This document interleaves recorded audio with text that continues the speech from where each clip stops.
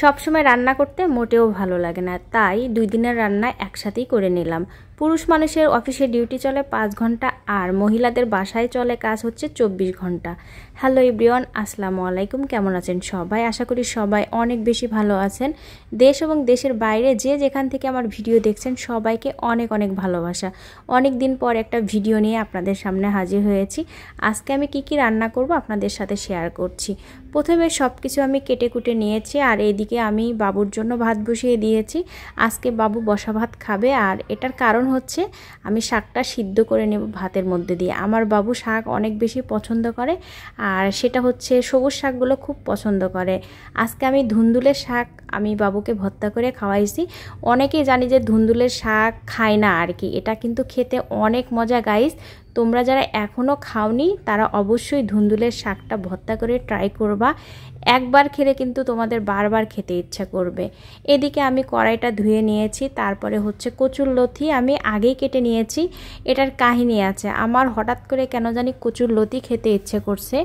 বাসায় চিংড়ি মাছ আছে বাট আমার কাছে কচুর লতি নেই, তাই আমি তাড়াহুড়া করে বাসার সামনে গিয়ে দেখি একটা ভ্যান গাড়িতে কচুর লতি বিক্রি করতেছে। ওখান থেকে হাফ কেজি কচুর লতি কিনে ডিরেক্ট আমি বাসায় চলে আসি। তারপর এক প্রকার যুদ্ধ শুরু হয়ে যায় আমার সাথে। কচুর লতি কাটতে কিন্তু অনেক অনেক কষ্ট, যাই হোক অবশেষে আমি কাটতে পেরেছি। আর লতির মধ্যে কিন্তু 2-1টা আলুও দিয়েছি, আমার আলু খেতে অনেক অনেক বেশি পছন্দ। এর আগে আমি ফ্রিজ থেকে হচ্ছে চিংড়ি মাছটা বের করে ভিজিয়ে রেখেছিলাম, ওইগুলোও ধুয়ে নিয়েছি। এখানে সব কিছু রেডি করে নিয়েছি।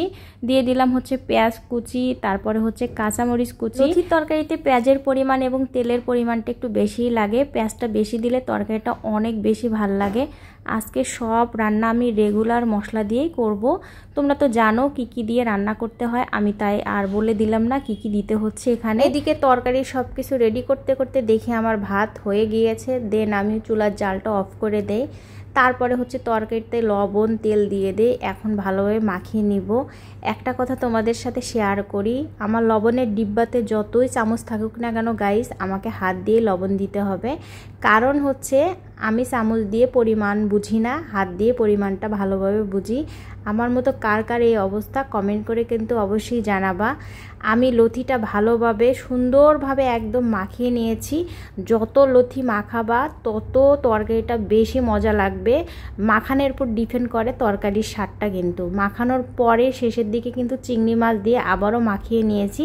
তারপরে হচ্ছে এখানে ঝোলের জন্য পানি দিয়েছি আর এখানে কিন্তু পানিটা পরিমাণ মতোই দিতে হবে, বেশি দিলে লতিটা গলে যাবে, ভালো লাগবে না।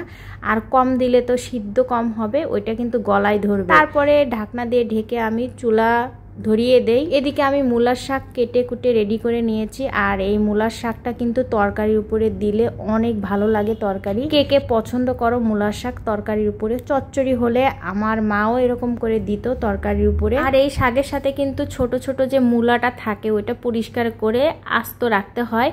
আর শাকটা কিন্তু বেশি কুচি করে কাটা যাবে না, একটু লম্বাটাই হবে। এই শাকটা দিলে তরকারি এত ভালো লাগে, এত ভালো লাগে, আমি তো তরকারির চেয়ে শাকটাই খুঁজি বেশি খাওয়ার সময়। তারপরে শাকের উপর কিন্তু একটু লবণের ছিটা দিয়েছি, দেন হচ্ছে একটু তেল দিয়ে ঢাকনা দিয়ে ঢেকে দিয়েছিলাম। এই তো দেখতে পাচ্ছ আমার রান্না কিন্তু একদম শেষ পর্যায়ে। আমি চুলার জালটাও অফ করে দিয়েছি। অপর চুলায় হচ্ছে আলু বেগুন শুটকি দিয়ে একটা ভাজি বসিয়ে দিয়েছি। আজকের ভিডিও এই পর্যন্ত। সবাই ভালো থাকবেন, সুস্থ থাকবেন। আল্লাহ হাফেজ।